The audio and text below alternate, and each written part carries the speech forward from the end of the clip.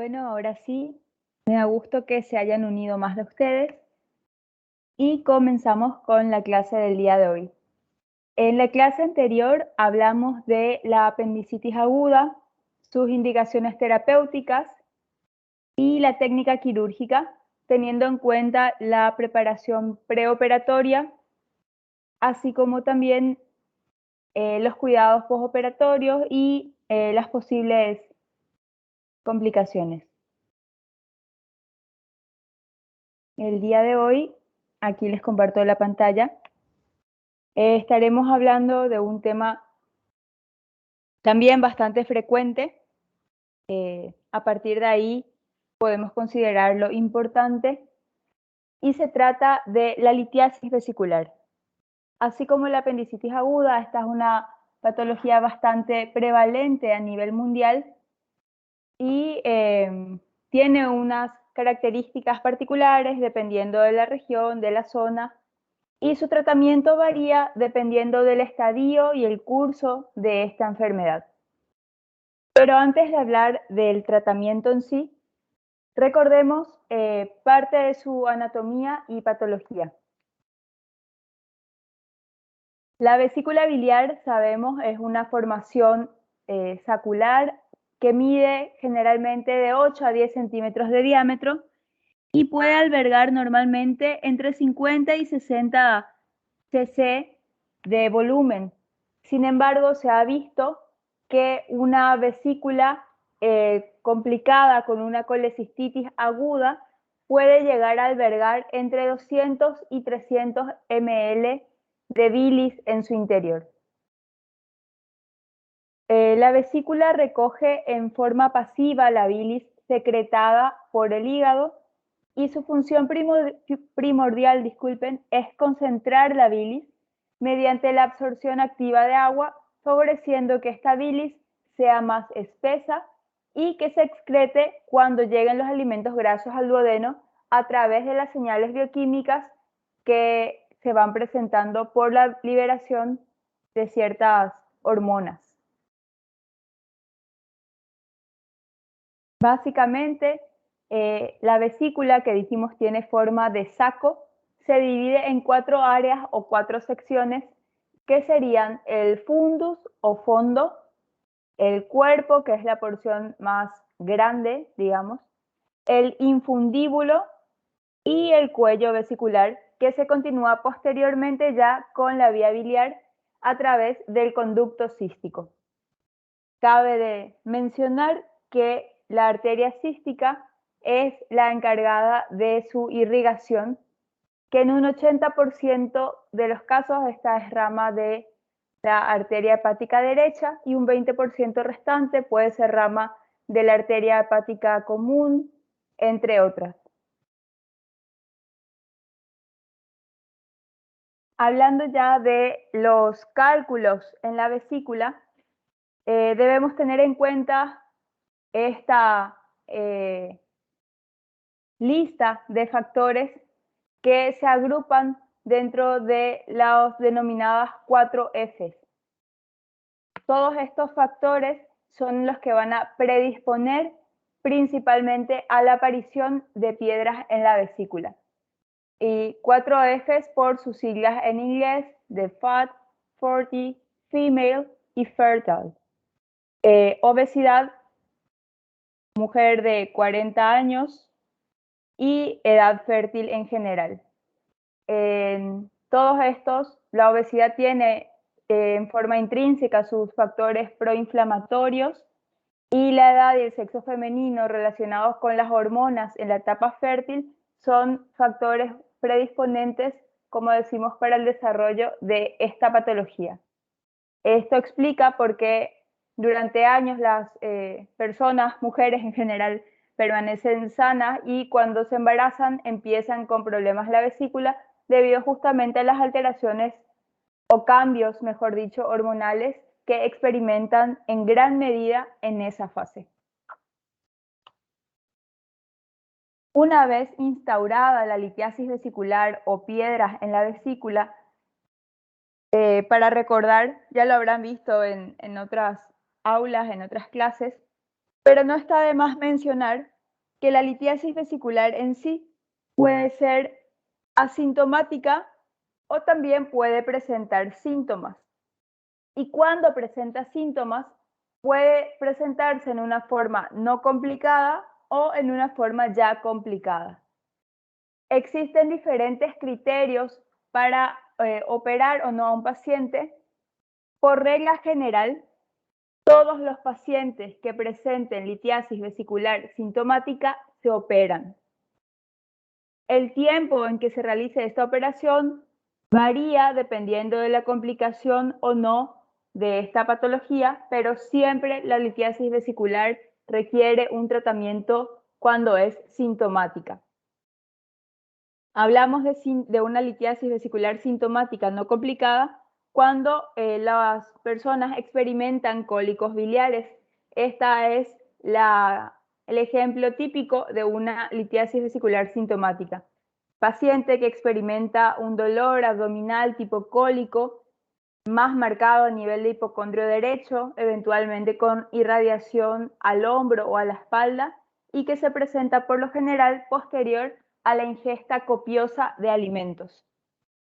Si dejamos evolucionar este cuadro, en el transcurso de horas puede llegar a convertirse en una forma complicada, como ser, por ejemplo, la colecistitis aguda. La diferencia entre un cuadro y el otro es la situación de urgencia del tratamiento.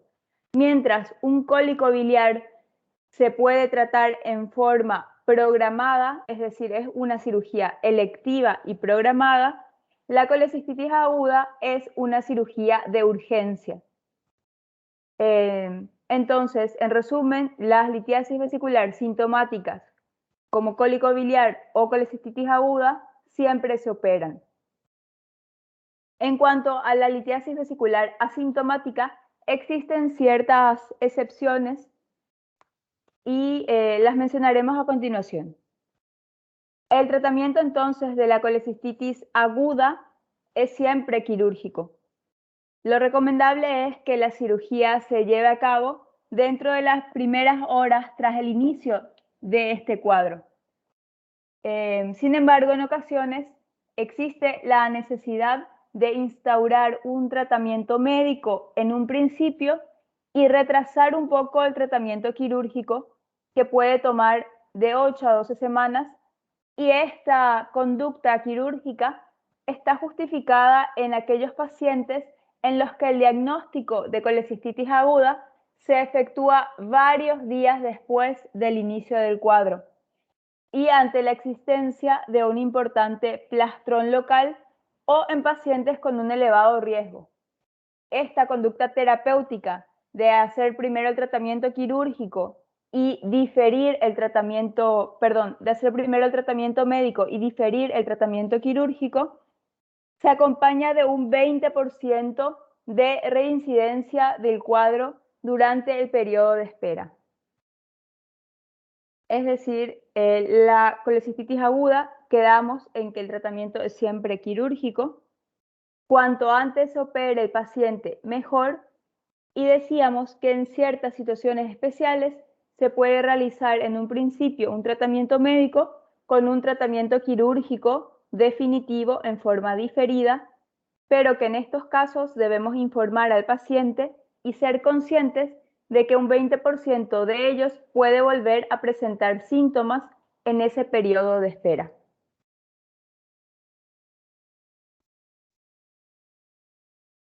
Si bien no hay un consenso a nivel mundial sobre el tratamiento quirúrgico de la litiasis vesicular asintomática, existen algunas situaciones en las que se ha planteado la colecistectomía aún en ausencia de síntomas. Esta es la lista de los momentos o las situaciones en que decidimos operar a un paciente aunque no presente síntomas. Y estas patologías de base que tienen estos pacientes son la diabetes mellitus, pacientes con trasplante de médula ósea o trasplante cardíaco, pacientes con cirrosis, pacientes en planes de quimio o radioterapia o pacientes que serán sometidos a cirugía de la obesidad. Cada una de estas patologías tiene sus razones particulares para decidir u ofrecer la colecistectomía, aunque el paciente no refiera síntomas de la enfermedad.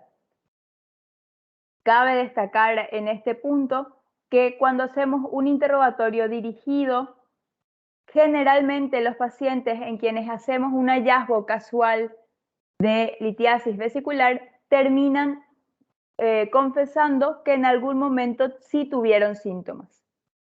En la minoría de los casos donde estos pacientes no refieren síntomas, aún se les ofrece una colecistectomía en estos casos de diabetes, cirrosis, trasplantes de médula, quimioradioterapia o cirugía para la obesidad. Entonces son consideraciones que, si bien, como les digo, no hay un consenso o un acuerdo global, estas son algunas recomendaciones por la inmunosupresión o situaciones especiales que puedan presentar este tipo de pacientes en particular.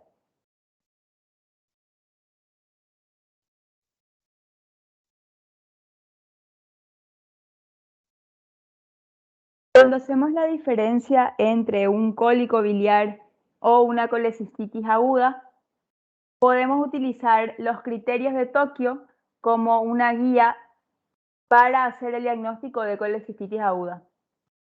Los criterios de Tokio, en realidad Tokio con Y, son una serie de criterios universalmente aceptados que se utilizan para establecer el diagnóstico de esta patología.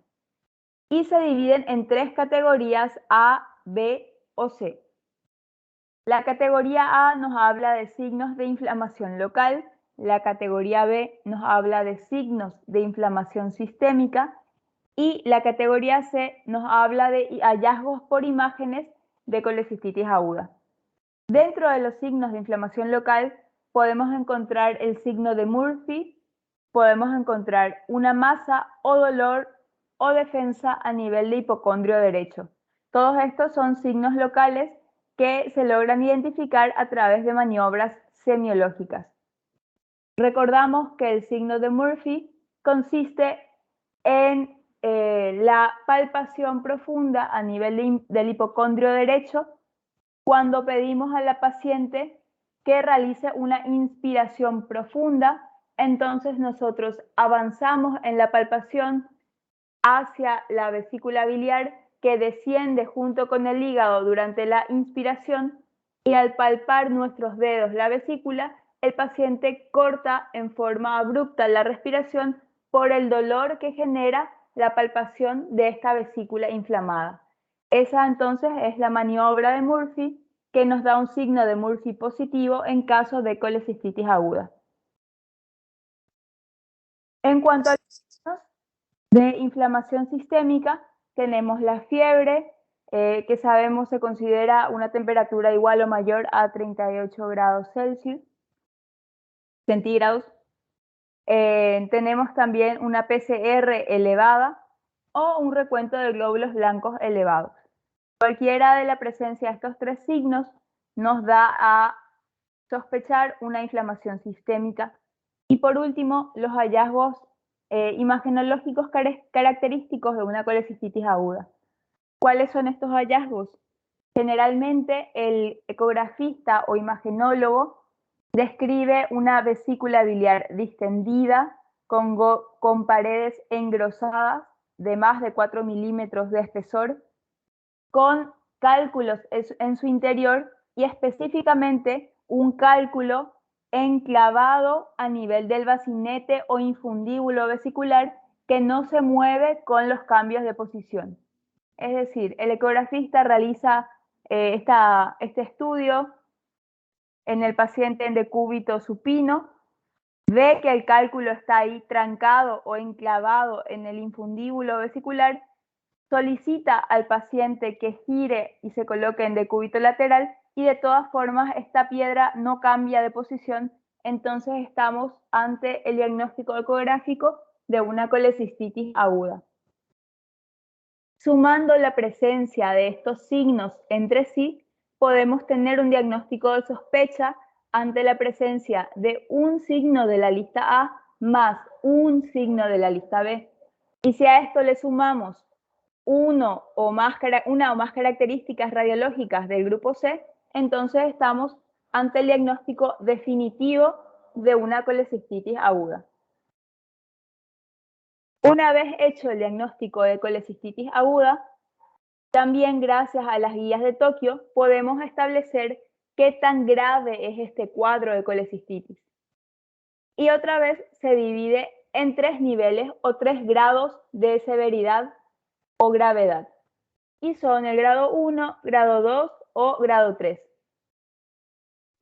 Los pacientes que no cumplan criterios de los demás grados 2 o 3 serán portadores de una colecistitis aguda leve. Hablamos de colecistitis moderada cuando se presenta por lo menos uno de estos 4 factores. Y estos son leucocitosis igual o mayor a 18.000, masa dolorosa palpable en cuadrante superior derecho, síntomas de más de 72 horas o 3 días de evolución y una marcada evolución local. Esto podría ser gangrena, enfisema, un absceso pericolecístico o hepático o una peritonitis biliar inclusive. Todo esto podemos verlo con una imagen ecográfica. Y en el grado 3 encontramos o clasificamos a los pacientes con colecistitis que presenten por lo menos uno de estos criterios.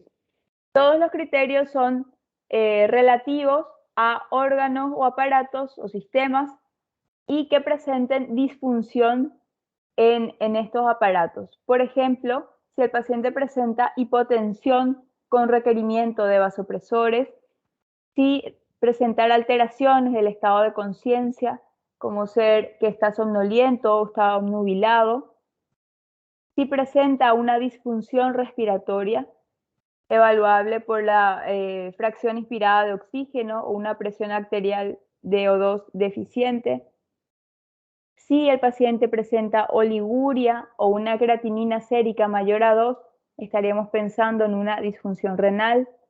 Un UINR mayor a 1.5, podríamos sospechar de una disfunción hepática, o cuando tenemos menos de 100.000 plaquetas, podríamos sospechar de una disfunción hematológica. En resumen, para clasificar según las guías de Tokio a una colecistitis en leve, moderada o severa, nos fijamos primero si tiene difusión hepática, disfunción de algún órgano o sistema o no. Si tuviera alguna disfunción de órganos o sistemas, ya estaríamos ante una colecistitis aguda grave o severa. Si no presenta disfunción orgánica, pero presenta algunos de estos 4 marcadores, estaríamos ante la presencia de una colecistitis moderada. Y en caso de que no tengamos disfunción orgánica, tampoco tengamos estos marcadores presentes, estaríamos simplemente y felizmente ante la presencia de una colecistitis aguda leve. ¿De qué nos sirve poder identificar o catalogar estos pacientes en leves, moderados o de severa intensidad?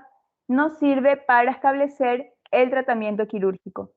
No, como decíamos, el tratamiento quirúrgico es siempre mandatorio en la colecistitis aguda.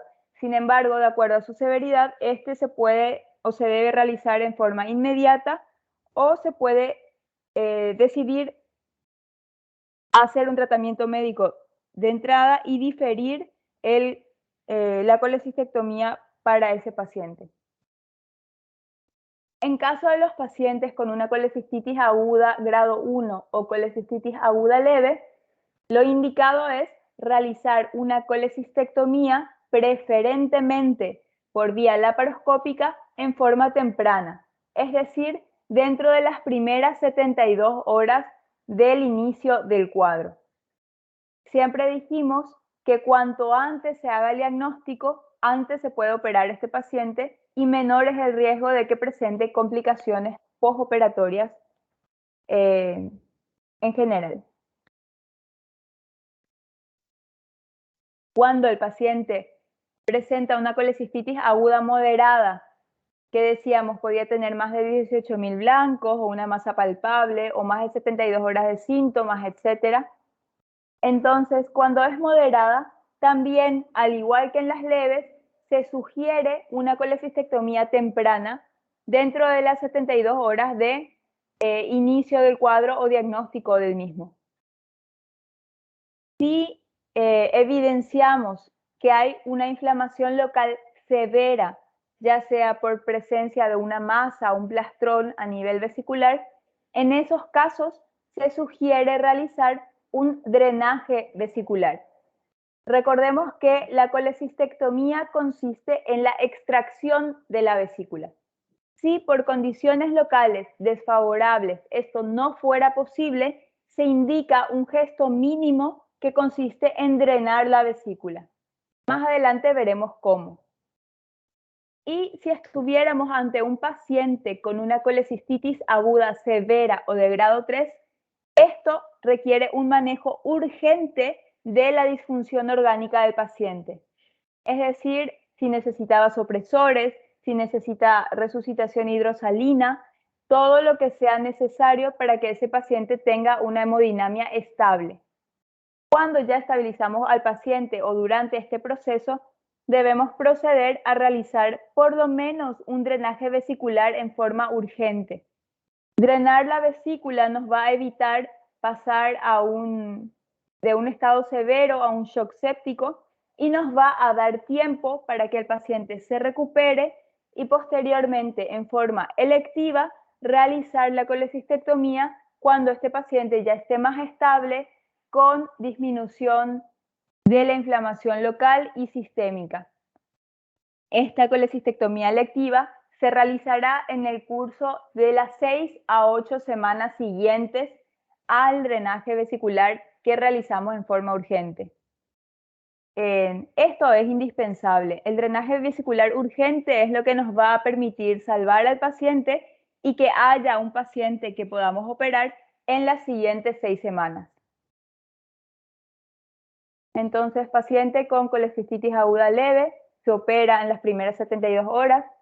Paciente con colecistitis aguda moderada se opera en las primeras 72 horas y en caso de no poder hacer una colecistectomía completa debido a la inflamación local, se puede realizar un drenaje vesicular como primera instancia y posteriormente la colecistectomía.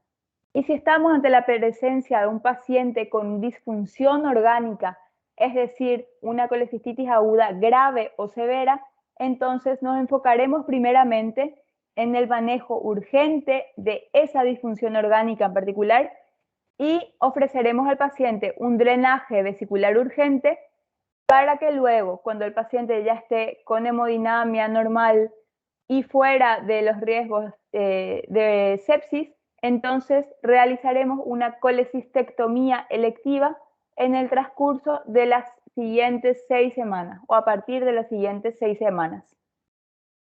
Esto es básicamente el esquema de cómo manejamos un cuadro de colecistitis aguda. Habíamos mencionado que cuando la litiasis vesicular es sintomática, pero se presenta en forma no urgente, con cólicos biliares, entonces el tratamiento no es de urgencia, sino es un tratamiento electivo. Entonces eso no lo mencionamos acá porque es una cirugía, como les digo, electiva, que por no ser un cuadro agudo, tenemos tiempo de operar al paciente en su mejor momento y cuanto antes, porque recordemos que mientras persista la vesícula con la litiasis en su interior, existe riesgo de que los síntomas se puedan presentar en ese periodo de espera durante el periodo de espera antes de la cirugía.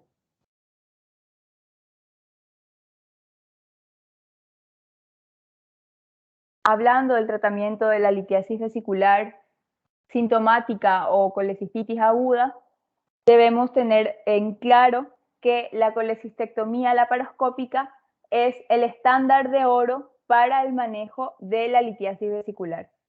Esto es algo que se estableció como un gold estándar internacional hace ya varios años.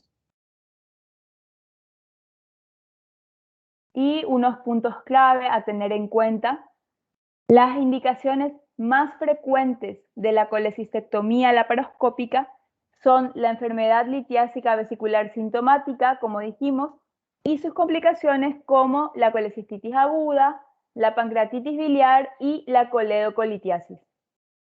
Habíamos mencionado que no hay un consenso global o evidencia suficiente para recomendar su uso profiláctico en enfermedad litiásica asintomática, como en pacientes diabéticos u obesos, pero que sin embargo existen normas que lo recomiendan a pesar de que no haya un consenso.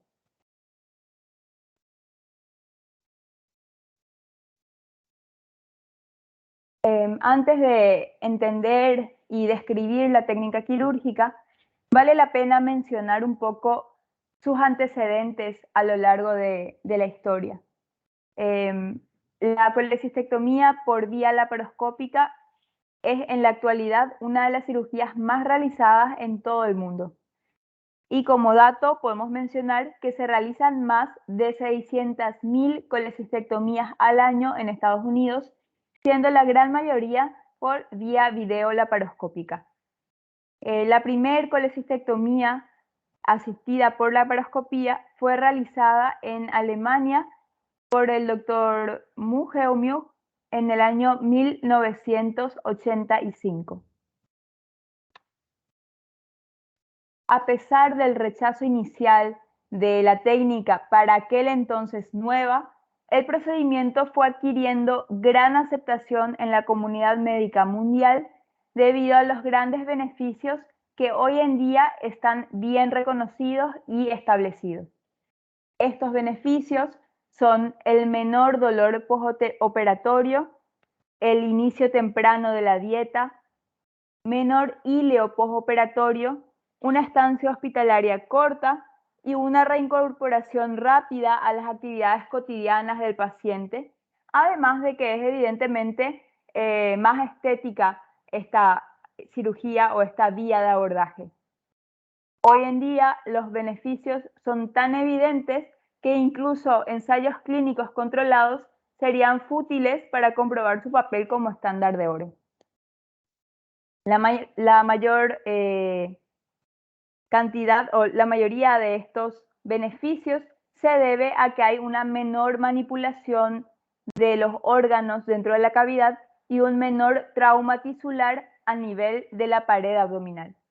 Entonces, esas son las bases para explicar estos beneficios de la cirugía laparoscópica para el tratamiento de la litiasis vesicular.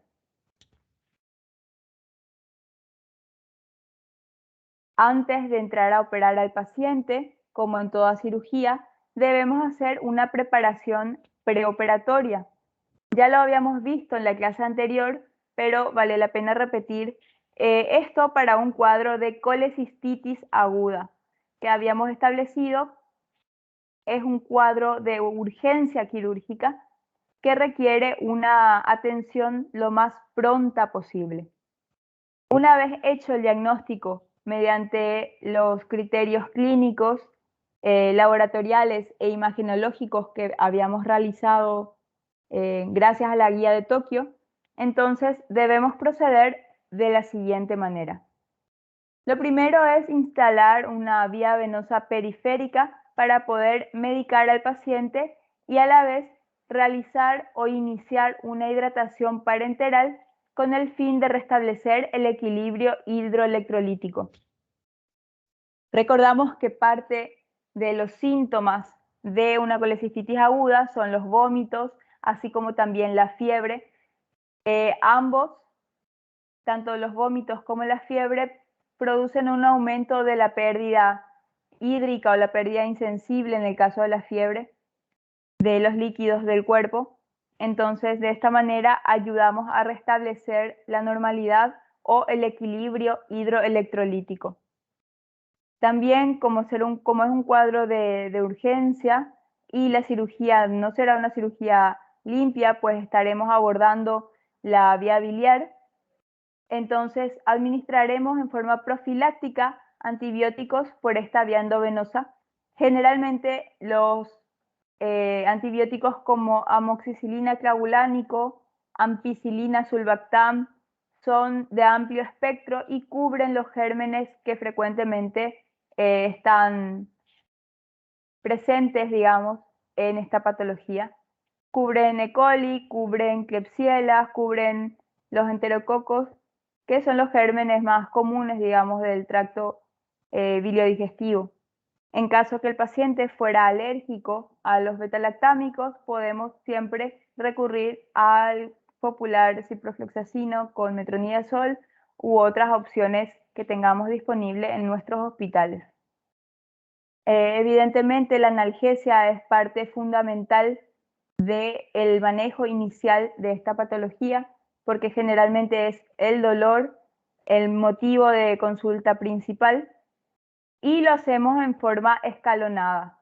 Iniciamos con paracetamol o el grupo de los AINES o una combinación de estos y preparamos de esa manera al paciente para esperarnos hasta la resolución quirúrgica que, como dijimos, haríamos en la brevedad posible.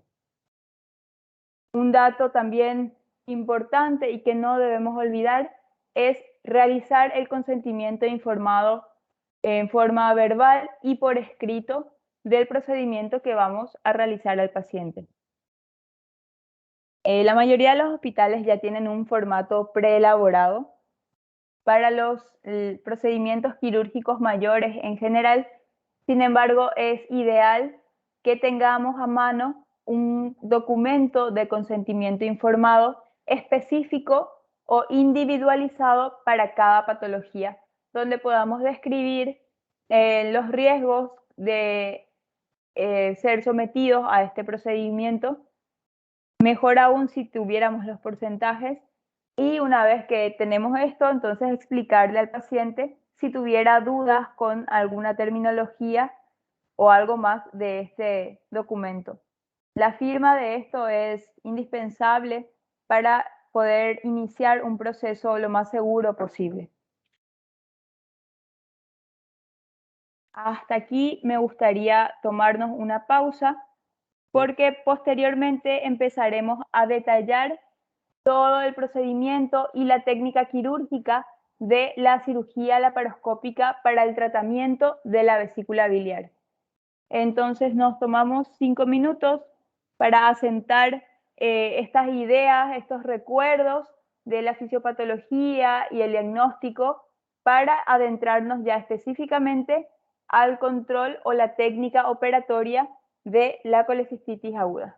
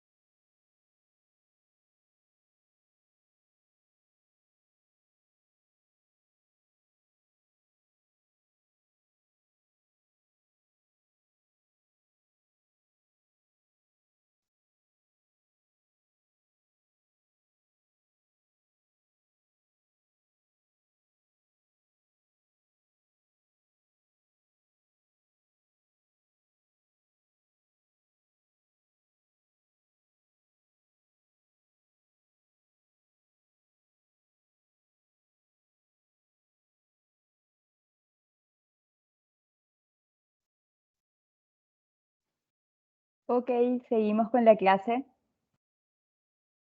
Les comparto nuevamente la pantalla e iniciamos.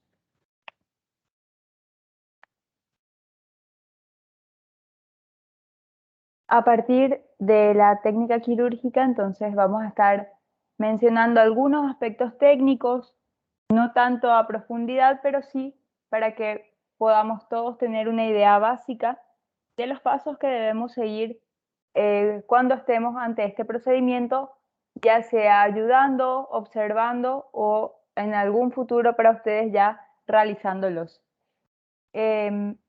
Mencionar que la técnica quirúrgica no es una sola, pero todas ellas comparten en común poner por encima de todo la seguridad del paciente y los pasos a seguir para lograrlo. Una vez más, mencionar que antes de iniciar el procedimiento es necesario cumplir con los protocolos de seguridad preoperatoria recomendados por el Colegio Americano de Cirujanos. En la clase anterior habíamos hablado de los denominados protocolos o revisiones de seguridad. Y les recuerdo, esto consiste en confirmar la identidad del paciente, confirmar el procedimiento a realizar, el sitio quirúrgico, así como también la presencia de todo el equipo necesario para la cirugía y las potenciales complicaciones a presentarse.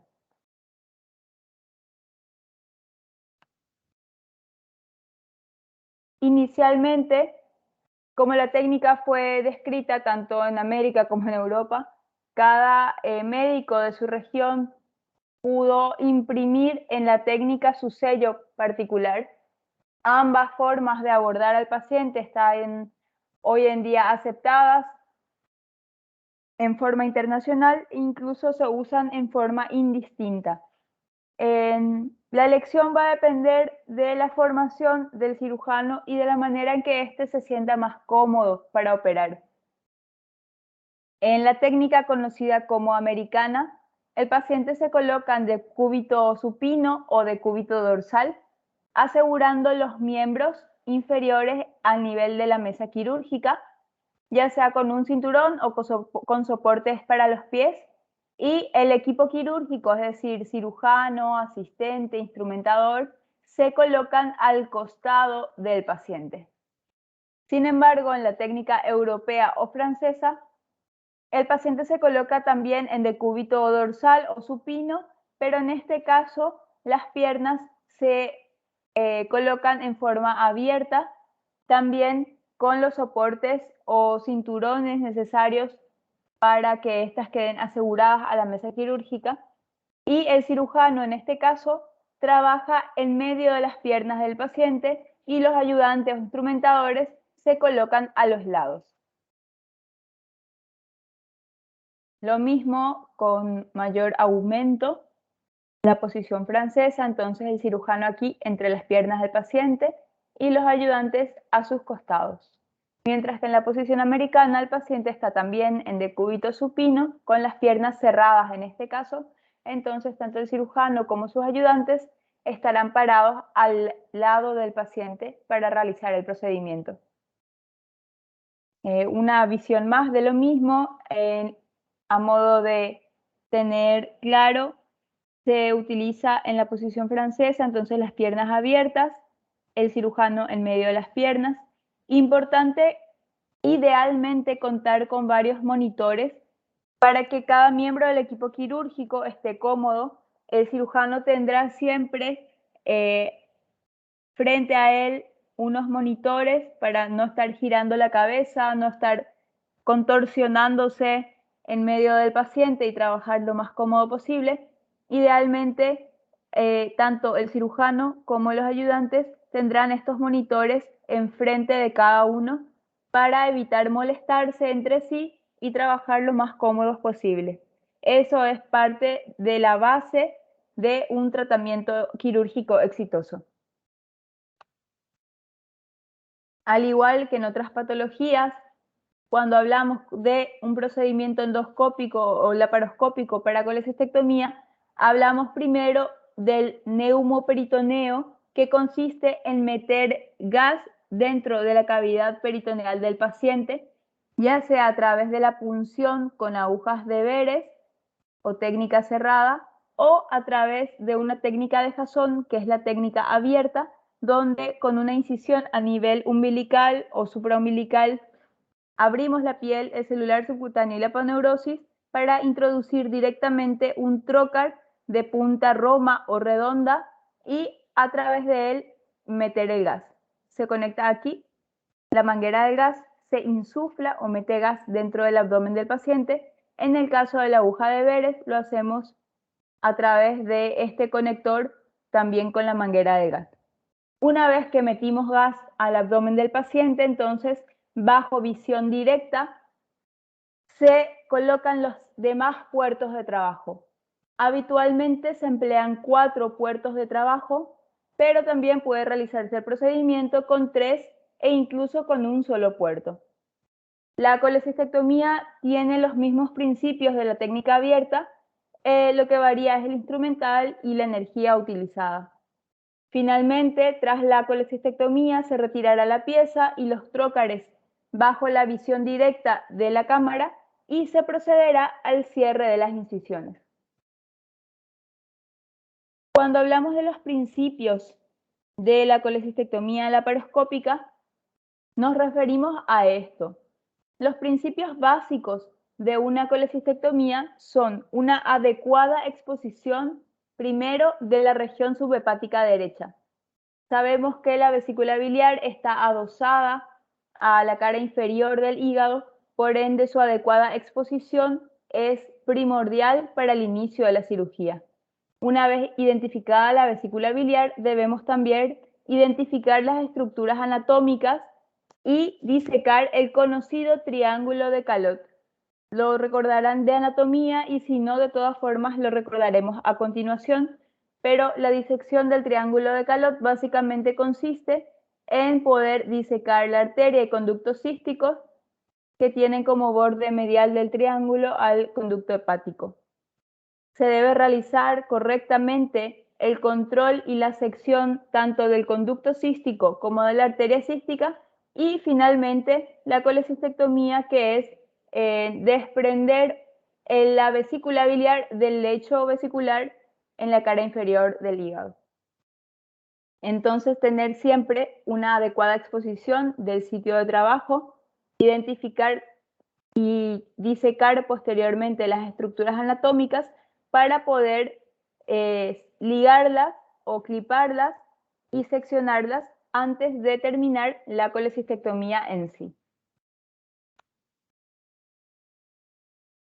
Al igual que en otras cirugías, la colocación de los puertos de trabajo varía dependiendo de la técnica empleada.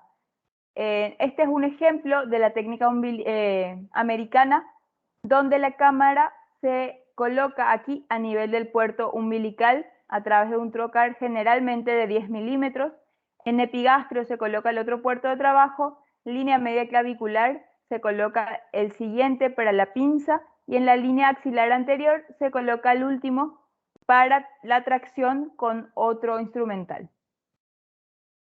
Cuando elegimos la técnica francesa, tenemos en común que el puerto umbilical será destinado para la cámara o la óptica. Sin embargo, varía la posición de los puertos de trabajo. Tenemos uno sí a nivel epigástrico también, otro a nivel de la línea media clavicular derecha y otro por el lado izquierdo o para umbilical superior izquierdo. Aquí tenemos una variación de la misma técnica. Los diámetros de los puertos van a variar dependiendo del tamaño de nuestros instrumentales.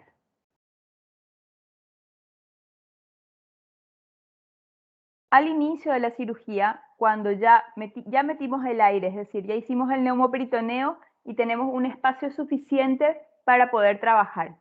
Ya colocamos los trócares dependiendo de la técnica de nuestra elección. Entonces ahora que ya tenemos la cámara adentro, procedemos a exponer y explorar la región a trabajar. El objetivo de esto es constatar que no existan adherencias. Generalmente, cuando se producen varios episodios agudos de cólicos biliares, con cada inflamación es posible que se vaya produciendo también adherencia del epiplón u órganos cercanos a el lecho vesicular. Entonces, lo primero que debemos hacer es verificar si la vesícula está libre o está adherida a algún órgano o epiplón cercano. En ese momento confirmamos la operabilidad del paciente y aseguramos que todos los trocars estén en posición correcta. En este momento también descartamos alguna otra patología abdominal para que no pase desapercibida, en particular una neoplasia que pudiera comportar un riesgo específico para el paciente. Una vez que tenemos todo expuesto, todo claro, entonces tenemos una imagen tal vez similar a esta, sin la retracción, pero tenemos la vesícula biliar ubicada en el hipocondrio derecho, adosada a la cara inferior del hígado y unida a través de estructuras tubulares como ser el conducto cístico a la vía biliar principal por encima del duodeno. Todo esto cubierto aquí por el correspondiente meso, ¿no?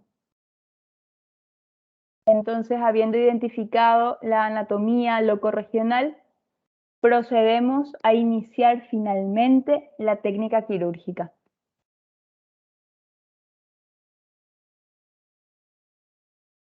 Lo primero que hacemos es colocar las pinzas en los lugares que nos sean de mayor utilidad. Lo que queremos es identificar las estructuras que vamos a ligar, que son el conducto y la arteria cístico, conducto cístico, arteria cística, y esto logramos traccionando el fondo de la vesícula hacia arriba y a la derecha del paciente y traccionando también la bolsa de Hartmann hacia afuera para lograr abrir este espacio y poder identificar estas estructuras. Una vez hecho esto, para poder identificar las estructuras, procedemos a iniciar la apertura del peritoneo.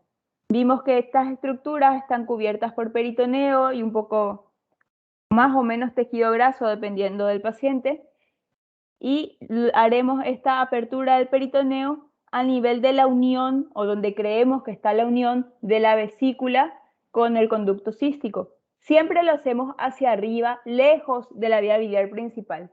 Esa es la principal recomendación. Iniciar la disección lo más lejos posible de la vía biliar principal, por ende, lo más cerca posible del cuello vesicular. Esta disección del conducto del peritoneo se puede realizar con hook, que es básicamente un monopolar.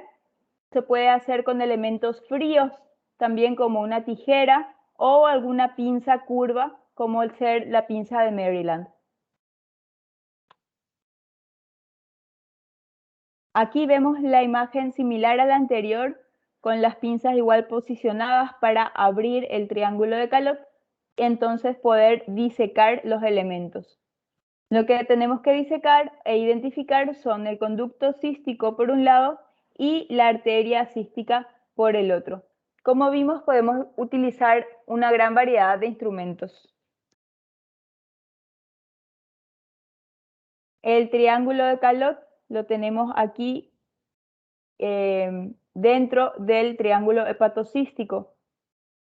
Hablamos del triángulo hepatocístico como un triángulo que está constituido por el conducto cístico, el conducto hepático y el borde inferior del hígado. Por eso se denomina hepatocístico. Borde inferior del hígado, conducto cístico, conducto hepático. Y por dentro incluye a el triángulo de Calot, que está conformado por el conducto cístico, la arteria cística y el hepático común del otro lado. Entonces, la disección correcta del triángulo de Calot nos permitirá identificar tanto la arteria como el conducto cístico, que son los elementos que debemos controlar para poder realizar una colecistectomía segura y lejos de la vía biliar principal. Otra imagen de lo mismo, el triángulo hepatocístico incluyendo en su interior al triángulo de Calot. Y aquí está el doctor Calot, que mencionaba o tiene como frase célebre que el cirujano debe trabajar por vista y no por fe. De ahí, a partir de su tesis de los años 90, 1890, fue que describió esta anatomía o estas estructuras geométricas que nos ayudan a identificar las estructuras anatómicas para evitar lesiones de la vía biliar. Existe la denominada visión crítica, que fue descrita por el doctor Steven Strasberg, y nos dice que la visión crítica es la piedra angular de una disección segura. Es decir, esta es la visión que debemos tener para lograr una colecistectomía segura. ¿En qué consiste? Consiste en visualizar dos estructuras, que son la arteria por un lado y el conducto cístico por el otro, que se dirigen ambas hacia la vesícula biliar que se dirigen ambas hacia la vesícula biliar, observando en un plano posterior a ellas, o sea, detrás, solamente parénquima hepático. Esto se logra separando la placa cística del tercio proximal de la vesícula. Es decir, la visión crítica de Strasberg lo que busca es que podamos tener también una colecistectomía segura, lejos de la vía biliar principal, que está aquí cubierta por grasa piplón. La visión crítica de Strasberg, esto es importante, consiste entonces en la visualización de dos estructuras, nada más que dos estructuras que son arteria y conducto cístico, que se dirigen hacia la vesícula biliar. Y en el fondo no vemos más estructuras más que el parénquima hepático que se ve aquí por detrás. Entonces, esta es la visión crítica de seguridad de Steven Strasberg, que nos permite una colecistectomía segura. La visión crítica ideal se obtiene, como ya dijimos, disecando la vesícula biliar de su placa, de esta colchoneta de peritoneo que tiene por debajo. Para ubicarnos, podemos mencionar que el conducto cístico, señalado aquí con una flecha verde, tiene una posición anterior e inferior con respecto a la arteria cística, vista aquí señalada por la flecha roja. Ambas estructuras deben ser disecadas con mucho cuidado mediante movimientos paralelos a estas estructuras para evitar desgarrar. Esta es nuevamente una vista crítica de seguridad de Strasberg de un lado, y si movemos la vesícula al otro lado tenemos la misma vista. El conducto cístico, la arteria cística, disculpen, y nada más que hígado se ve allá en la parte de atrás. Arteria cística, conducto cístico y nada más que hígado se ve allá por detrás. Una visualización de la arteria y el conducto cístico con una imagen aumentada, y vemos que entre ellas no hay nada más que parénquima hepático en la parte de atrás. Esta es la visión crítica de Strasberg. Es la visión que debemos lograr para obtener o lograr una colecistectomía segura.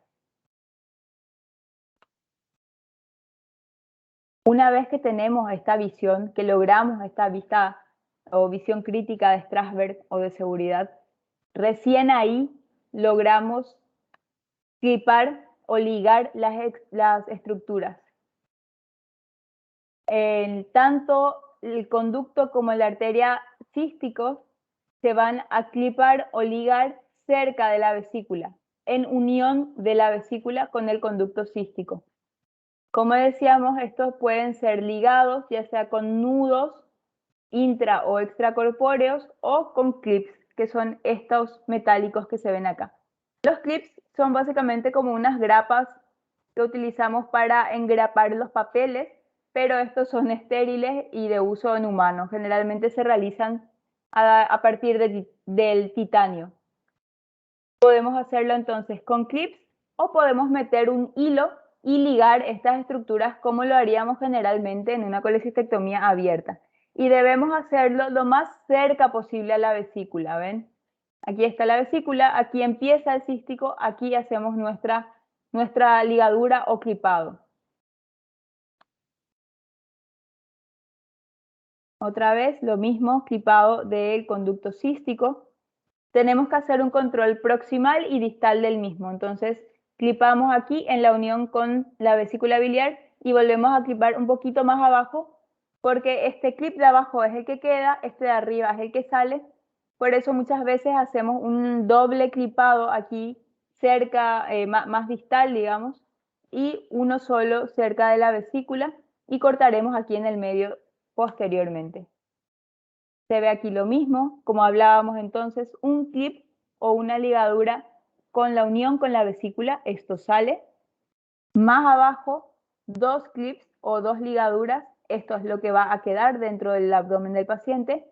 Y en medio de estos clips, entonces procedemos a cortar el conducto cístico. Una vez que hicimos esto con el conducto, hacemos lo mismo con la arteria cística.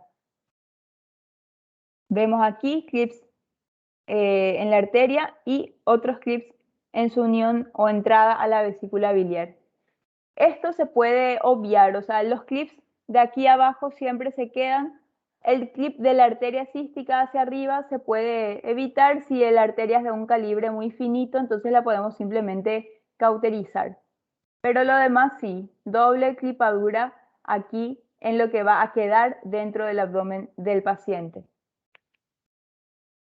La arteria y el conducto cístico entonces deben ser clipados o ligados y luego seccionados. Algunos hacen primero el conducto y luego la arteria, otros hacen primero la arteria y luego el conducto. Lo que importa es que sean ambas estructuras correctamente identificadas y que estas ligaduras o clipajes se hagan lo más lejos posible de la vía biliar, es decir, más cerca posible de la unión o entrada a la vesícula biliar. Todo esto lo hacemos para evitar lesiones de la vía biliar principal.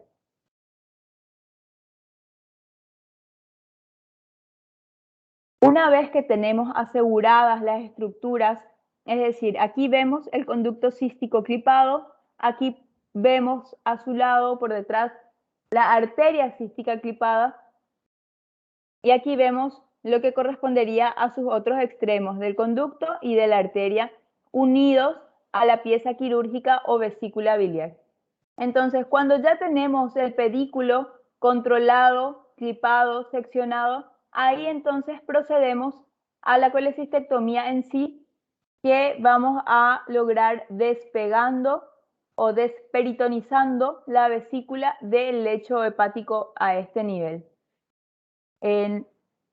Esto sería un hook o un bisturí monopolar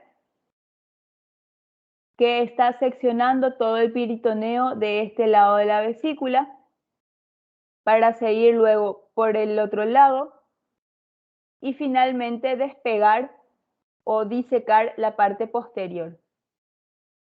A medida que vamos pasando los pasos durante la cirugía, vamos reacomodando nuestras pinzas de trabajo. Lo que queremos en este momento es separar la vesícula del lecho hepático, ya que ya tenemos controlado todo el pedículo. Aquí está el conducto cístico bien controlado, la arteria cística bien controlada. Solo nos resta despegar o disecar la vesícula todo hasta el fondo para quedar libre de uniones o de adherencias al lecho hepático. Vemos aquí entonces otra vez conducto cístico, arteria cística, todo el lecho de la vesícula completamente despegado y antes de terminar nuestra disección a este nivel, es ideal utilizar a la vesícula como medio de tracción para levantar la cara inferior del hígado y si hubiera algún sangrado, entonces poder controlarlo de una vez, visualizar que no haya ninguna pérdida de bilis. Si fuera necesario, podemos realizar una pequeña irrigación con suero. Si, por ejemplo, estuviera sangrado y no vemos bien, entonces con suero fisiológico lavamos en este sitio para ver si tenemos algún sitio de sangrado, controlamos el sangrado, aspiramos el suero remanente y ahí terminamos de hacer el corte a este nivel. De ser necesario, podemos dejar algún drenaje en el lecho quirúrgico. No se recomienda la colocación sistemática de un drenaje a menos que, debido a la complejidad de la operación, la posibilidad de fuga biliar pudiera ocurrir, como es el caso de una colecistectomía parcial o subtotal. En este tipo de colecistectomías veremos en otro capítulo, pero para que lo sepan, esa sería una indicación de dejar drenaje en el sitio quirúrgico. Una vez entonces que ya terminamos de liberar la vesícula, lo que hacemos es proceder a la extracción. Idealmente debemos colocar la vesícula dentro de una bolsa extractora para evitar el contacto de la misma con la piel del paciente y disminuir de ese modo el riesgo de infecciones de sitio quirúrgico. La extracción de vesícula se hará por un puerto, generalmente el umbilical, pero también puede ser a través de la técnica americana por el puerto epigástrico. Y para su extracción se puede utilizar una gran variedad de pinzas, como las pinzas aros, que son atraumáticas, entre otras. ¿Recuerdan ustedes que nuestra óptica o cámara estaba aquí por el punto umbilical? Entonces lo que hacemos es retirar la cámara e introducirla por el puerto epigástrico para poder hacer la extracción por el ombligo. En caso de que hagamos la extracción por el puerto epigástrico, simplemente seguiremos mirando por la cámara desde este ángulo.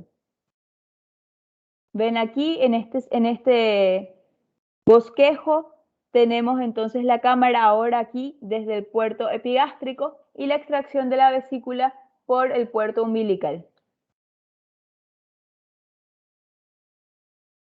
Aquí otras imágenes de la extracción. En este caso no se ve una bolsa colectora, se ve que lo quitaron directamente a través del ombligo. En ocasiones se puede abrir la vesícula y retirar los cálculos a este nivel para disminuir el volumen de la vesícula y evitar tener que ampliar nuestra incisión en el ombligo. Esta aquí del centro es una visión con la cámara desde adentro. Estamos estirando la vesícula así para afuera, entonces se va aplastando aquí hacia adentro, antes de ser retirada por completo. Antes de finalizar la colecistectomía en sí, tenemos que revisar, como siempre, la hemostasia del lecho vesicular y extraer todos los puertos bajo visión directa. Esto nos permite tener la certeza de que no hay ningún sangrado, de que no hay ninguna fuga biliar, y también retiramos el aire de la cavidad, retiramos el neumoperitoneo, ya sea aspirando o con ciertas maniobras de Valsalva para asegurar la salida del CO2 de la cavidad peritoneal del paciente. Esto es de vital importancia, o sea, fundamental importancia para que el paciente no tenga dolor en su postoperatorio inmediato. La presencia de CO2 dentro de la cavidad abdominal en el postoperatorio puede dar lugar a dolores por irritación de los nervios frénicos. Entonces, de ahí la importancia de quitar todo el neumoperitoneo que metimos para que el paciente no tenga dolor. Por último, procedemos al cierre de las heridas operatorias. Serán cerradas las aponeurosis de los puertos que midan 10 milímetros o más. Los de 5 milímetros solamente se cierra la piel. Quiero compartir con ustedes un breve video de una colecistectomía laparoscópica donde podremos observar los pasos que estuvimos describiendo recientemente. Estos mismos pasos son los que se practican durante una colecistectomía abierta, solamente que se intercambia el orden tal vez entre ellos. Por esta vía, entonces, vamos a tener mejor. Acá ya lo tenía abierto. Vamos a ampliar. No tiene sonido, así que le corté el sonido porque es solamente música. Y nos presentan aquí el caso de la paciente. Es un paciente él o la paciente con historia de cólicos biliares a repetición, que en ningún momento dice ha presentado colecistitis aguda. Es decir, todos los cuadros que tuvo fueron evolucionando en forma favorable sin llegar a complicarse, pero fueron varios episodios en un transcurso de tiempo desconocido. No presentó entonces colecistitis ni otras complicaciones y su ecografía abdominal demuestra la presencia de cálculos en la vesícula. Por ende, se decide la realización de una colecistectomía por vía laparoscópica.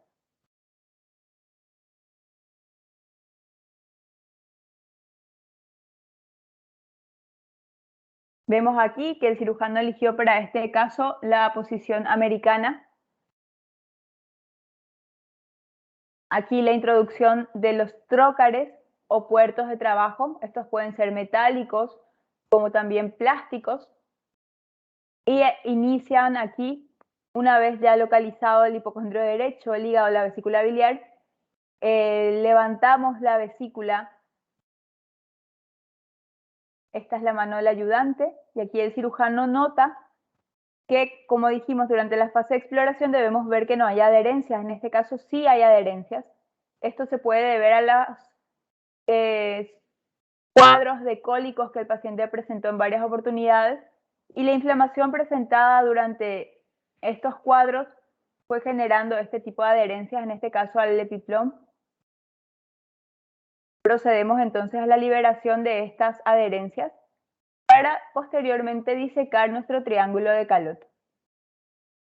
Vemos aquí a la derecha el hook o bisturí monopolar que realiza la apertura de las hojas peritoneales a nivel del conducto cístico. Está abriendo aquí la hoja de peritoneo anterior, despegando el peritoneo del lecho hepático. Llegamos aquí, vemos un espacio, esta ya es la parte de la vesícula. Se sigue despegando la placa de peritoneo del lecho hepático y luego traccionando hacia el lado opuesto, hacemos lo mismo con la hoja peritoneal posterior. En este caso lo hizo con hook, se puede hacer con tijera, con bisturí armónico, otro tipo de energía. Lo que estamos buscando es la disección del triángulo de Calot. Queremos tener vistos el conducto y la arteria cística. Y queremos la visión crítica de seguridad de Strasberg, que nos muestra solamente dos estructuras paralelas entre sí que van a terminar a la vesícula biliar. Y de fondo decíamos que solamente vemos el hígado parénquima hepático. Eso es lo que estamos buscando aquí. Más peritoneo, más grasita. Quemamos eso con tranquilidad. Y vamos creando un espacio entre lo que aquí se insinúa que es el conducto cístico y lo que aquí se está viendo que es la arteria hepática. Vamos pelando, digamos, dejando más finas estas estructuras para poder ligarlas o ponerles clips con mayor seguridad. Seguimos despegando el peritoneo, el tejido graso, todo el tejido conectivo que nos molesta antes de hacer un clipado finalmente. Más tejido graso. ¿Ven cómo ya se van dibujando o definiendo estas estructuras? El conducto cístico, la arteria cística. Aquí abajo ni siquiera miramos, está la vía biliar principal, ahí no debemos tocar. Vemos aquí cubierto por peritoneo, por tejido conectivo también. Y tenemos finalmente nuestra vista de seguridad, nuestra visión crítica de Strasberg. Tenemos aquí el conducto cístico, tenemos aquí la arteria cística, entre ellos prácticamente ya nada de tejido conectivo y son las dos únicas estructuras, no habiendo otra estructura, que terminan a nivel de la vesícula biliar. Vemos de un lado, vemos del otro, se libera un poco más de la placa iliar. Y ya cuando el cirujano se sienta cómodo con esta visión, Cuando sienta que terminó la disección, entonces ahí, ahora sí, finalmente, procederá al clipado de los diferentes conductos, conducto cístico y arteria cística. Vemos aquí la visión crítica de Strasberg.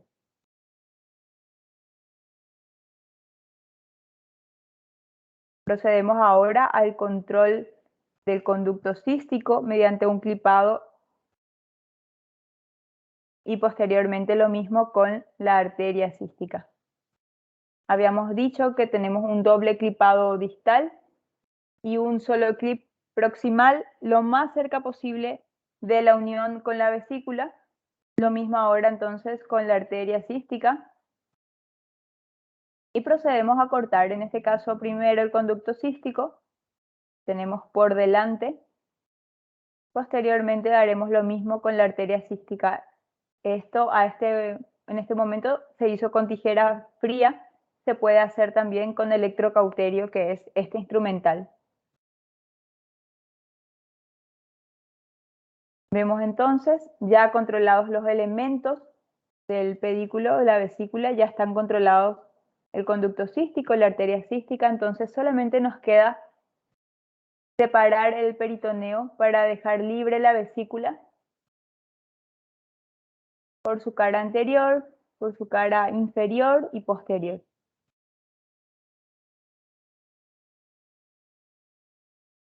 Separando la vesícula del lecho hepático, idealmente sin perforar la vesícula. Si se llegara a perforar, bueno, no pasa nada, debemos tratar de secar la bilis para que no irrite el peritoneo del paciente y de recoger los cálculos en caso de que hubiera un derrame de estos cálculos dentro de la cavidad abdominal.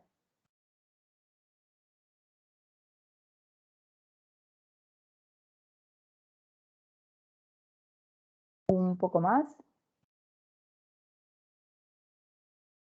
Ya estamos por terminar la disección de la vesícula del lecho. Este es un buen momento para mirar nuestro lecho vesicular y ver que no haya pérdida de bilis o algún sangrado. En este caso el cirujano decidió terminar ahí su disección. Dejamos la vesícula sobre el hígado para que no se nos pierda y no nos moleste. Y procede a la cauterización de los sitios donde hubiera algún sangrado. Ningún sangrado especial. Y se procede a la extracción de la vesícula, en este caso por el puerto umbilical. Tomamos entonces la vesícula biliar y la introducimos en una bolsa colectora. Estas bolsas ya vienen prefabricadas, pero si no las tenemos, podemos usar inclusive un guante y meter dentro del guante la vesícula con tal de evitar que tenga contacto directo con la piel.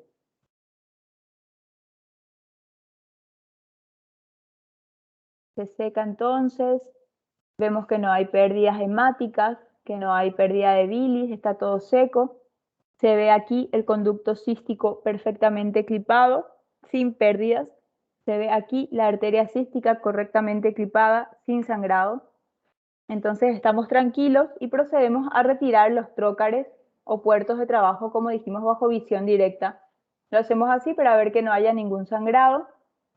Aspiramos luego el neumoperitoneo y terminamos la cirugía extrayendo esta vesícula por el puerto, en este caso umbilical.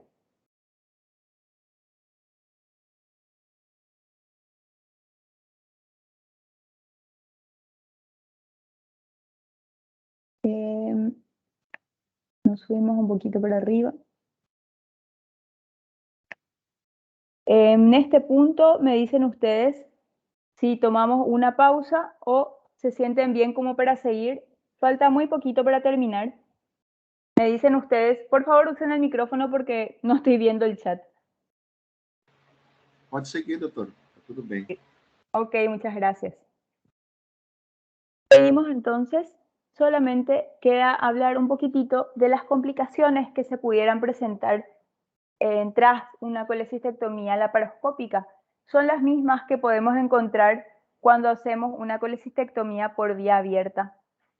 Y para mencionarlas, o sea, solamente en este slide citar cuáles son estas complicaciones y luego hablar un poquito de cada una de ellas. Vemos que las 4 complicaciones principales, digamos, son la hemorragia, la infección, colecciones intraperitoneales o lesiones en la vía biliar principal. La hemorragia puede originarse en varios lugares. Puede ser originada en el sitio de punción de los trócares.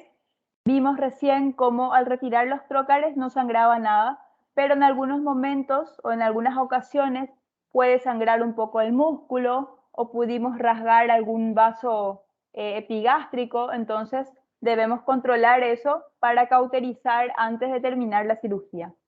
También pueden sangrar estas adherencias que teníamos al epiplom. Por eso la disección de las y liberación de las adherencias debemos tener cuidado y que no quede nada sangrando. Y en el pedículo vesicular, debe decir aquí, disculpen, donde está la arteria cística o la arteria hepática derecha o el lecho hepático. Cualquiera de estos sitios puede ser víctima, digamos, del sangrado. Si sangra la pared por los sitios de inserción de los trócares, cauterizamos con nuestro bisturí monopolar. Si sangra el lecho hepático, podemos hacer lo mismo. Hoy en día existen varios métodos o materiales hemostáticos, como ser el polvo de papa o almidones, que podemos instilar a nivel del lecho hepático para favorecer una coagulación correcta y un control hemostático de esa manera. Si sangra la arteria cística porque la rasgamos o porque no la clipamos correctamente, podemos resolver por la misma vía laparoscópica, clipando anterior al sitio de rasgado, por decir así. Pero en caso de que el sangrado fuera muy importante, ese sería un motivo probable y perfectamente comprensible para convertir de cirugía laparoscópica a cirugía abierta. Un mal control de la hemostasia es una indicación de conversión de cirugía laparoscópica a cirugía abierta. Esa es una posibilidad, ocurre en muy pocos casos, pero es preciso que conozcan que esa sería una indicación. La mayoría de las hemorragias son leves y se pueden controlar perfectamente por la misma vía de abordaje con que se inició. Infecciones. Las infecciones de las heridas operatorias son muy raras, principalmente porque hay un mínimo daño tisular y más aún si se utilizan estas bolsas colectoras, porque ahí prácticamente evitamos al 100% el contacto de la vesícula con la piel, con los músculos o el celular subcutáneo. Entonces las infecciones de heridas son muy raras en la cirugía laparoscópica.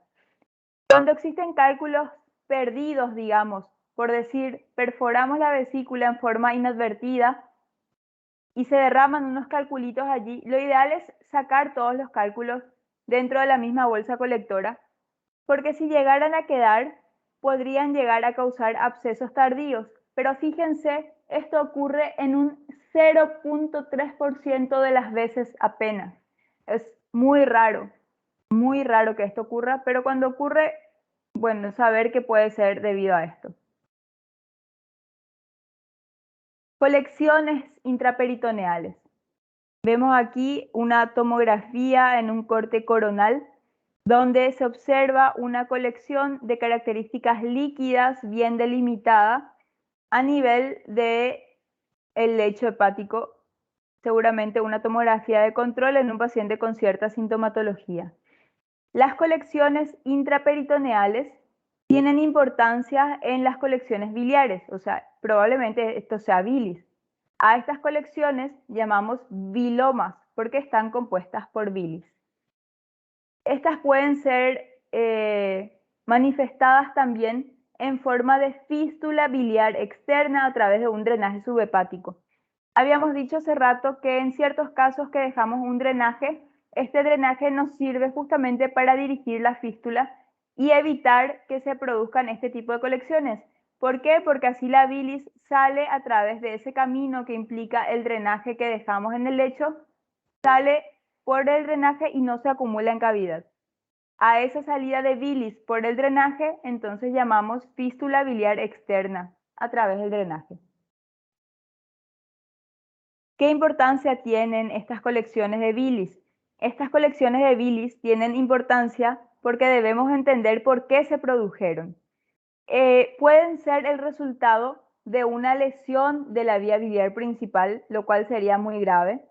También pueden significar una fístula del muñón cístico, es decir, el muñón que quedó aquí goteando. Aquí, por ejemplo, en este esquema se ve los hepáticos, el colédoco, una colección de bilis y el conducto cístico que tal vez perdió el clip o no fue correctamente ligado, entonces está goteando a la cavidad y eso se resuelve sin inconvenientes por vía endoscópica, por ejemplo. Lo más grave es que haya una lesión de la vía biliar. Eso es lo más grave y lo que tenemos que descartar cuando tenemos una colección de bilis. Los otros casos como fístula del muñón o incluso, esto es muy raro, que tengan origen en un conducto de Luschka o un conducto biliar menor. Aquí tenemos un esquema donde vemos la vesícula biliar, el conducto cístico, los conductos hepáticos. Estos conductos que vemos aquí, este que va directo a la vesícula del hígado, aquí tenemos varios que van directo a la vesícula del hígado, se consideran conductos aberrantes, son anormales, no son parte de la anatomía normal. Entonces, estos denominados conductos aberrantes son los conductos de Luschka y por más raros que sean, existen. Y eventualmente, al disecar la vesícula del lecho hepático, podemos, obviamente, como no esperamos que estén ahí, podemos cortar alguno de ellos. Si los llegamos a encontrar, entonces para eso es la revisión de seguridad al final, para ver que no esté drenando bilis, ningún tubito que sale del hígado. Si encontráramos eso, simplemente le ponemos un clip y terminó, no pasa nada. Lo malo sería que este biloma fuera consecuencia de una lesión de la vía biliar. Entonces, la colección intraperitoneal de bilis se llama biloma y puede ser consecuencia de una lesión de la vía biliar, que es lo más grave, o una fístula del muñón cístico, que no es grave, o tener su origen en la sección de un conducto de Luschka, que tampoco es grave. Todo esto, si se ve en forma intraoperatoria, se puede evitar la formación del biloma. Y si ya está establecido el biloma, se puede hacer su tratamiento por varias vías. Puede ser por vía percutánea con una punción o por vía endoscópica a través de la colocación de una prótesis. Raramente necesita una reintervención. Lo que sí es grave, y es la complicación más temida de todas, es la lesión en la vía biliar principal. Esta es la complicación más grave de la cirugía biliar. Su incidencia se ha demostrado que es mayor en la cirugía laparoscópica que en la cirugía abierta. Sin embargo, las estadísticas y los números han evolucionado hasta que estas se equiparan el día de hoy. Pero en principio, cuando el cirujano recién está al inicio de su curva de aprendizaje en cirugía laparoscópica, puede tener más lesiones que en la cirugía abierta. Para prevenirlas es necesario seguir simplemente en forma escrupulosa o en forma ordenada todos los principios técnicos que antes describimos. Es decir, fijarnos bien en la anatomía, poder identificarla correctamente, no apurarnos, no confiarnos demasiado, sino fijarnos en cada paso que vamos a dar y seguir estas recomendaciones de visiones críticas que nos permiten tener una noción clara y sentirnos seguros antes de clipar o cortar algunas estructuras. Vemos, por ejemplo, en este esquema de aquí abajo, cómo tenemos un clip cerquita entre el cístico y la vesícula biliar. Sin embargo, el otro clip lo tenemos demasiado abajo y sin darnos cuenta podemos estar clipando el conducto biliar principal y no el conducto cístico. Esto es por maniobras de una tracción exagerada, por ejemplo. Esto no debe pasar, esto debemos evitar. Aquí otro ejemplo ya en vivo, por decirlo de alguna manera, donde está señalado aquí el conducto cístico. Acá arriba esto es la vesícula biliar y vemos aquí la vía biliar principal. Vía biliar principal o colédoco que va hacia el hígado, el conducto cístico acá, y por acá nos están señalando unos conductos aberrantes que no deberían estar ahí. Entonces eso debemos tratar de evitar cortar, tocar o lesionar. Estas variantes anatómicas, evidentemente como no las esperamos encontrar, predisponen a la aparición de lesiones de la vía biliar. Con una correcta interpretación de la anatomía, esto no pasa, ya que nos aseguramos de no tocar estos conductos. Sin embargo, si no somos capaces de identificarlos, es ahí cuando los podemos lesionar. Un correcto entrenamiento y el seguir los pasos en forma ordenada evitan que esto llegue a suceder. Para finalizar, tener en cuenta que la colecistectomía laparoscópica puede tener un curso postoperatorio exitoso, teniendo siempre cuidado en cada uno de los pasos del procedimiento.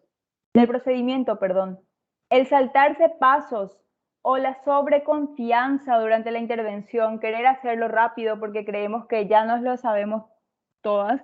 Entonces, estos son errores que preceden a complicaciones graves que pueden ocurrir durante o después incluso del procedimiento. Cuando no es posible identificar los elementos del calot con seguridad o no se logra una visión crítica de forma adecuada, en esos casos entonces debemos convertir la cirugía laparoscópica a un procedimiento abierto en la brevedad posible. También dijimos que la hemorragia era una justificación aceptable para convertir de una vía laparoscópica a una vía abierta.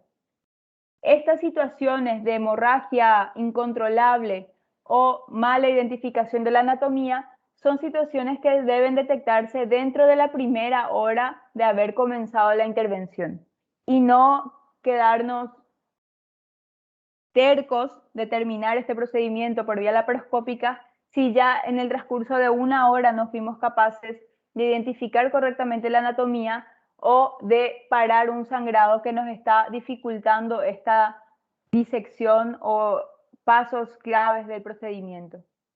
Entonces, la conversión a cirugía abierta se recomienda siempre que no se logren identificar los elementos del triángulo de Calot o si la visión crítica de Strasberg no se logra durante la primera hora de intervención. Hasta aquí la clase del día de hoy. Espero que haya sido de utilidad para ustedes y comentarles que la siguiente semana continuaremos con este tema, hablando ya de la colecistectomía abierta, de qué es una colecistectomía parcial, en qué consiste una colecistostomía, que no es lo mismo que una colecistectomía, y en qué casos exploramos la vía biliar mediante algunos métodos que no importa la técnica de cómo hacerlos, pero más bien para qué sirven y cómo se ven. Entonces, eso es todo por hoy. La clase fue basada en el libro de cirugía de Michans, en colecistectomía laparoscópica de un curso Care for the Box y en el libro AS de cirugía. Muchas gracias por participar. Si tienen preguntas, las pueden dejar en el chat, las pueden hacer ahora o las pueden hacer antes de empezar la próxima clase.